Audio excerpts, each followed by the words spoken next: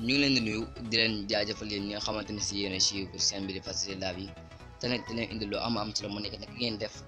ba vérifier ba xam seeni appel wala seeni SMS am na ko koy espionné ndéel vidéo bi nag tey dina gàtt lool waaye nag vidéo bu am solo la ñuy indil ndax comme ça nit àbb sa téléphone xam nga lan la ciy def xam nga ba xam mën naa espionné say appel espionné say SMS nga xamante ne si booy woote lay dégg boo envoyé SMS bu koy gis. léegi loolu nag bu ko vérifier ba xam def nañu ko déet da ngay dem fi nga xamante ni mooy application téléphone ngay dem nga composé étoile dièse 62 ñu ngi jéggalu 62 dièse loolu moom ngay composé voilà nga composé ko ngeen xaar gis ngeen ne fii fépp li ñu ci def mooy non livré non livré boo leen ko déggee mooy livré mooy comme ça jël dara di ko livré